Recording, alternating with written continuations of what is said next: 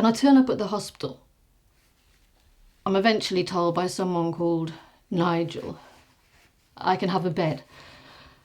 Apparently because of my complex medical needs. Nothing to do with the fact that my boyfriend kicked me out the flat.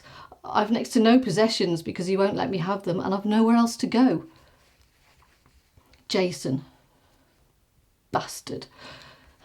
Spent 5 years knocking me around, then thinks it's okay to kick me out onto the street. You're a mad bitch, he shouted as he slammed the door in my face. He was happy to shoot up with me though. When they first prescribed me the medication for the pain, Jason says, "It's fucking morphine. It's worth a fortune." He was right though. The doctor didn't have a clue. Sara, Dr. Mahmood said, because of your injecting yourself with the heroin, you've developed a severely infected wound in your leg. I'm making a referral. At the hospital, I'm told, we'll need to prescribe you something to ease the pain. Morphine. And Jason was right. It's worth a mint. Or has street value, as Jason's mate says. So every few weeks, Dr. Mahmood signs the repeat prescription.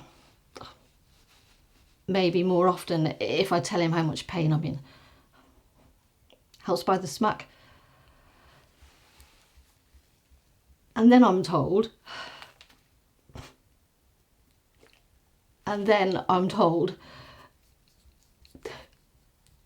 Sara, the wound is so severe.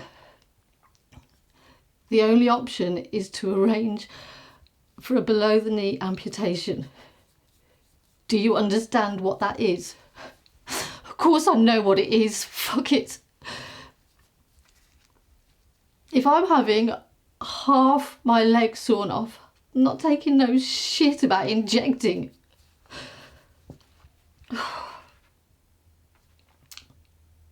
Which is exactly what Jason said when I got back to the flat that afternoon. Always had my best interests at heart, did Jason. I've been in the hostel a couple of nights and this social worker turns up. I can't remember her name. She talks to me, asks me a few questions, then goes off to make a phone call.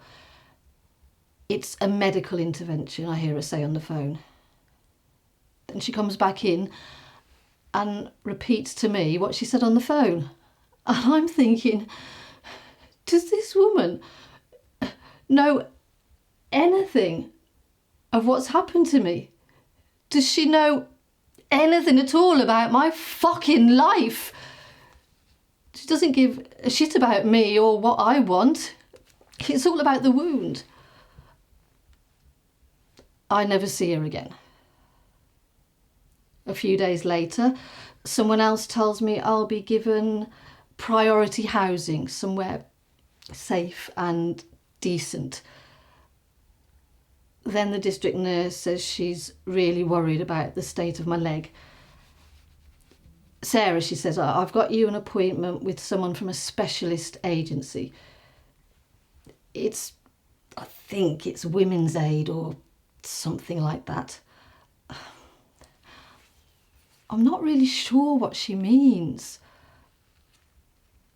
They all think they know what's best for me. But why does nobody listen to what I want?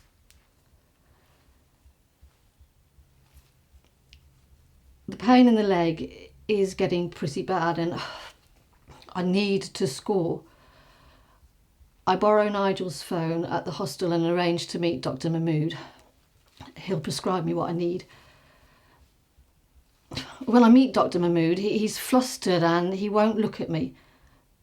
Sara, he says, I can't prescribe you anything else. You've had the maximum amount this month. He won't listen to me. Mutters something about regulations. But I'm in pain, I'm screaming at him. He starts to say something else, but I'm already walking out of his room. When I get back to the hostel, Nigel says he wants to speak to me. He says something about my lifestyle and the impact on others staying there. What he really means is he doesn't want me smacked out in the hostel. Little chance of that, thanks to Dr. Bloody Mahmood. The pain in my leg is really throbbing and I'm desperate to score. Nigel's still going on about something I can't be doing with this. I leave Nigel talking and go to pick up my things. A Tesco carrier bag's worth, thanks to Jason. I leave the hostel and I'm walking down the road. I have no idea where I'm heading. As far away from Jason, Nigel and Dr. Mahmood as I can.